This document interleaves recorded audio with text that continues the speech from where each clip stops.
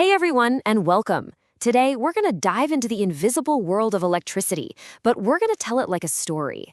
It's a story about balance, about disruption, and about a super clever yet simple solution that keeps us all safe, pretty much every single day. All right, let's jump in. It really all starts with a question you've probably asked yourself a dozen times. You look at a plug and you see that third round prong. What's it even for? Well, I promise you, it's not just for decoration. It's an absolutely crucial piece of safety. By the end of this, you'll know exactly why it's there. So to really get to the bottom of that third prong, we need to meet the main character in our story, the electrical conductor. So picture a chunk of metal. Inside that metal, there's this massive sea of tiny little electrons that are just free to roam. They aren't tied down to any one atom. They can just wander around wherever they please. And you know what? That freedom to move is exactly what makes a conductor a conductor.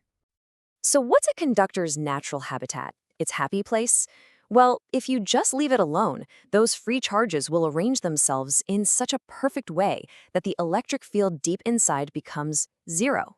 Nada. You can think of it as a state of perfect electrical zen. It's balanced, it's stable. But you know, every good story needs a little drama, a little conflict. So what happens when that peaceful state gets disturbed?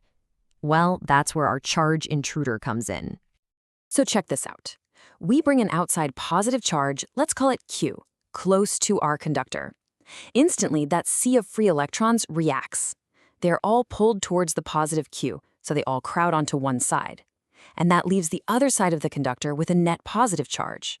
This whole separation thing, it's called induction. And our conductor is definitely not in Zen mode anymore. And this separation has a really important consequence. Now that you have a negative side and a positive side, you've created a difference in electrical potential, what we all just call voltage. Think of it like a stretched rubber band. There's this electrical tension, this pressure, building up inside the conductor. It's an unstable, stressed out situation. This gets you thinking, right? That charge on the far side, the positive one in our example, it's being pushed away by our intruder, Q. It really, really wants to get as far away as it can. So, what if we gave it an escape route? And this, my friends, is where the hero of our story makes its grand entrance. The whole concept of earthing, or as it's also known, grounding. Earthing is at its heart really simple. You just connect your conductor to the planet Earth using a wire. See, the Earth is so ridiculously massive that it's basically an infinite ocean for electric charge. It can soak up a ton of charge, or it can supply a ton of charge, and its own overall electrical state doesn't really change at all. It is the ultimate neutral ground. And whenever you see this symbol in a diagram, it's not a suggestion, it's a law. It means our conductor is now hooked up to that massive neutral reservoir. And because of that connection, the conductor's own electrical potential is forced to be zero to match the Earth.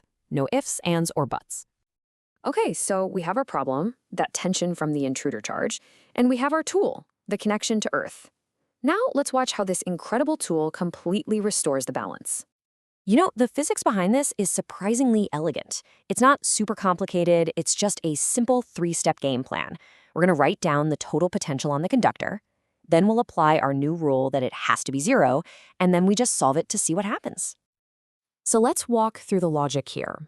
The total electrical potential on our little sphere comes from two different sources.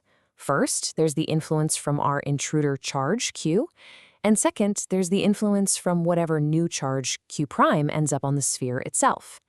Because of our new earthing rule, we know that when you add those two things together, the sum has got to be zero. And by setting that equation to zero and doing a little algebra, we can figure out exactly what needs to happen. The math literally tells us the precise amount of charge that has to flow from the Earth and onto our conductor to perfectly cancel out the intruder's influence. It's all about restoring that beautiful zero potential balance. I mean, just look at the difference here. It's night and day. On the left, before earthing, you have this stressed out conductor, full of tension, full of voltage. But on the right, after earthing, a new charge has flowed in from the planet itself, completely neutralizing the conductor and bringing it to a stable zero potential state. Even while that pesky intruder is still hanging around nearby, it is a total transformation. So let's boil this all down. The crucial takeaway is this. Earthing isn't just about charge escaping. It's an active process. Charge can flow to or from the Earth to force an object's potential to zero. It's our ultimate cheat code for electrical stabilization and, more importantly, for safety. And this brings us all the way back to that third prong on the plug. That prong connects the metal case of your appliance, your laptop, your toaster, whatever, directly to the Earth. So if a wire inside ever gets freed and touches that metal case, the earthing wire gives all that dangerous current a super easy, safe path to go straight into the ground, instead of going through you. It's the exact same principle behind lightning rods on buildings and how we shield sensitive electronics. Which kind of leaves us with one final big thought.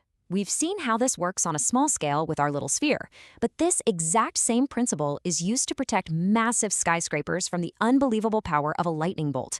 How does that even scale up? Well, that's a story for another time. Thanks so much for watching.